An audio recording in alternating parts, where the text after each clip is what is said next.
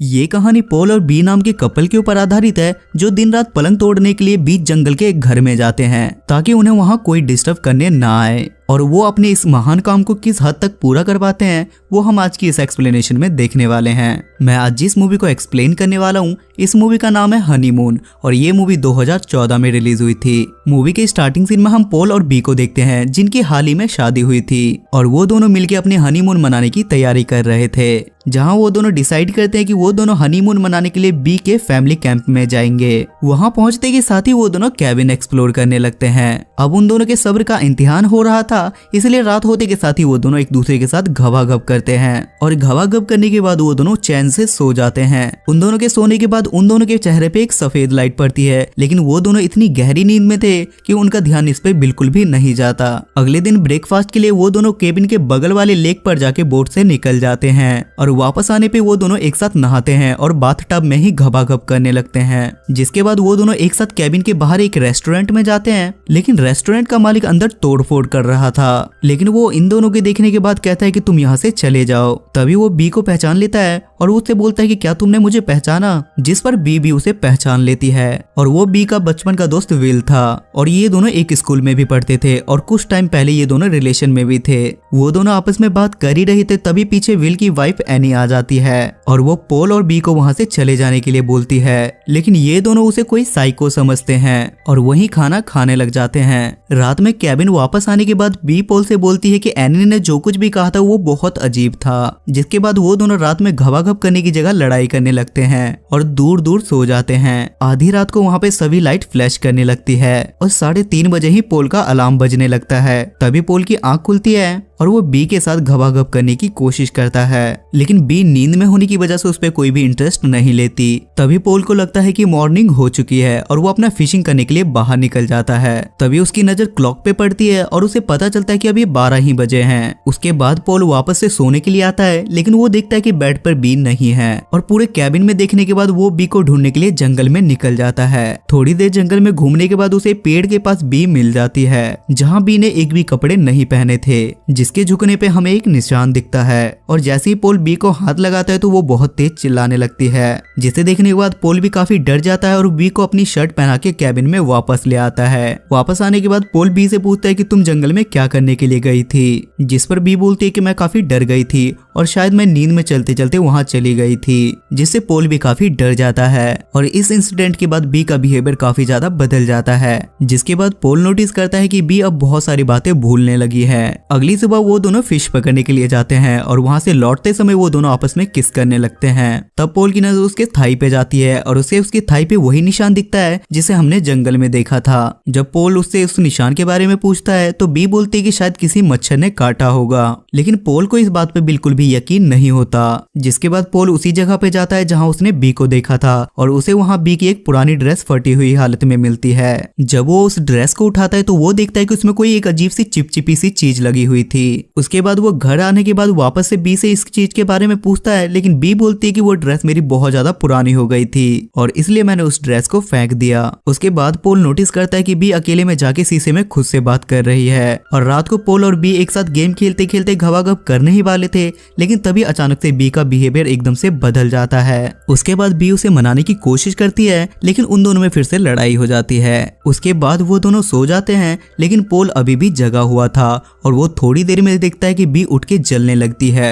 जिसके बाद पोल उससे इस बारे में पूछता है तो बी बोलती है कि मैं पानी पीने के लिए उठी थी। उसके बाद उन दोनों के सोने के बाद उन दोनों पे फिर से एक सफेद लाइट पड़ती है और पोल गन लेके बाहर निकल जाता है, लेकिन बाहर निकलने पे उसे बाहर कोई नहीं मिलता और वो वापस आने के बाद घर के सारे खिड़की दरवाजे बंद कर देता है, जिसके कारण उन दोनों में फिर से लड़ाई हो जाती है। अब पोल को लगने लगा था कि बी का अफेयर विल के साथ चलने लगा है, इसलिए उसने अपना बिहेवियर बिल्कुल बदल लिया है। उसके बाद सीन शिफ्ट होता है और हम बी को देखते हैं जो एक डायरी में कुछ लिख रही थी और वो उसमें लिखती है कि मेरा नाम बी है और मेरे हस्बैंड का नाम पोल है, और वो अपना पूरा एड्रेस लिख देती है। और जैसे ही पोल वहां आता है तो वो अपनी डायरी बंद कर देती है, जिसके बाद पोल उससे माफी मांगता है और वो दोनों साथ में एक बोट पे फिशिंग के लिए जाते हैं। और नदी के बीच में पोल बी के मौत के कुएं में उंगली डालने लगता है और बी के मौत के कुएं से बहुत ज्यादा लाल पानी निकल रहा था, जिसे देखने के बाद पोल बी को डॉक्टर के पास ले जाने लगता है, लेकिन बी उसे बोलती है कि ये बिल्कुल नॉर्मल है और ये अपने अपने आप ठीक हो जाएगा, जिससे पोल और भी ज्यादा नाराज हो जाता है और उसका शक हकीकत में बदलने लगता है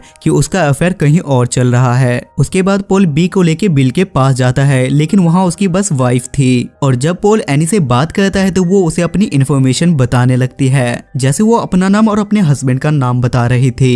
जिसके बाद पोल वहाँ भी नोटिस करता है कि उसके मौत के कुएं से भी वैसा ही पानी निकल रहा था जैसे बी के कुएं से निकल रहा था। जिस पर पोल उससे बात करने की कोशिश करता है, लेकिन एनी उसका कोई जवाब नहीं देती और बोलती है कि हम यहाँ सेफ नहीं हैं, और वहाँ से चली जाती है। तभी पोल को पानी में विल की कैप मिलती है जिसमें खून लगा हुआ था, जिससे उसे लगता है कि विल की डेथ हो चुकी है, और वो चुपके से विल के घर में घुस जाता है और उसके घर में भी वैसी ही लाइट विलिंग कर रही थी। तब वो बिल के कंप्यूटर में सीसीटीवी फुटेज देख के वहाँ की छानबीन करने लगता है और वो वहाँ कुछ दिन पहले की रिकॉर्डिंग देखने लगता है, और वो देखता है कि एनी भी कुछ दिन पहले बी की तरह घर से निकली थी और उस सफेद लाइट का पीछा करने वाली रिकॉर्डिंग को देखने लगता है। लेकिन तभी वहाँ अचानक से कंप्यूटर बंद हो जाता है और पोल वहाँ से जल्दी से जाने लगता है। तभी पोल नोटिस करता है कि विंडो से एक परछाई उसे देख रही है और उसे बिल के पूरे घर में बस एक ही लेटर चिपका हुआ मिलता है जिसमें एनी और पोल की इन्फॉर्मेशन थी, और वो बी के पास आके बोलता है कि यहाँ कुछ भी ठीक नहीं है। जिसके बाद बी और पोल में फिर से बहस हो जाती है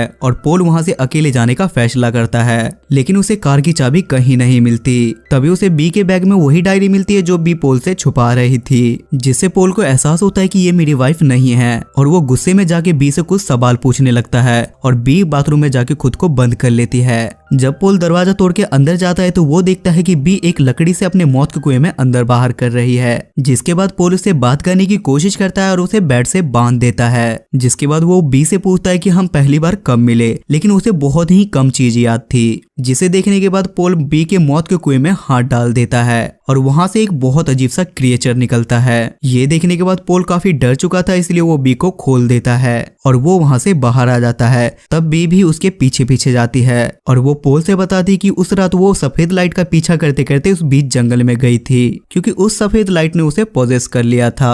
और बीच जंगल में पहुंचने के बाद उसे एक अजीब परछाई वाले लोग दिखे और उन लोगों ने मिलकर एक अजीब से क्रिएचर को बी के अंदर डाल दिया था, और उसने बी से ये भी कहा था कि कुछ दिनों बाद वो उसे लेने के लिए आएंगे। बी ये सब कुछ चुपचाप इसलिए कर रही थी ताकि वो लोग पोल को कोई नुकसान ना पहुंचाए। तब पोल बी को समझाने की कोशिश करता है, लेकिन तभी वहाँ सफेद लाइट जलने लगती है और बी उसे बोलती है कि अब मुझे जाना होगा, और वो पोल के सर पे मार के उसे बेहोश कर देती है। जब पोल की आंख खुलती है तो वो देखता है कि बी उसे बोट पे लेके कहीं जा रही है, और तभी बी पोल से बोलती है कि तुम पानी के नीचे सेफ हो, और ये बोल के वो पोल को किसी भारी चीज से बांध के पानी के नीचे गिरा देती है। उसके बाद अगले सीन में हम व्यूअर्स देखते हैं कि बी का बिहेवियर बिल्कुल बदल चुका था और वो पूरी तरीके से पोजेस्ड हो चुकी थी, और वो बैठ के टीवी में अपनी शादी की वीडियोस देख रही थी। उसके बाद एनी उसके घर आती है और वो दोनों पूरी तरीके से पोजेस्ड हो चुके थे। उसके बाद उन दोनों को वो सफेद लाइट फिर से दिखती है और ये मूवी यहाँ खत्म हो जाती है। सो गाइज, आई होप कि आपको आज की एक्सप्लेनेशन पसंद आई होगी, और इस मूवी की IMDb रेटिंग है 5.7 स्टार्स आउट ऑफ 10, और इसे गूगल यूजर ने 65% लाइक किया है। अगर आपको ये एक्सप्लेनेशन पसंद आती है तो आपसे हम्बल रिक्वेस्ट है कि आप मेरे चैनल को सब्सक्राइब करके मुझे सपोर्ट करें। और गाइज, एक सब्सक्राइबर भी हमारे लिए बहुत ज्यादा इंपॉर्टेंट होता है। तब तक के लिए स्टे सेफ, स्टे हेल्दी।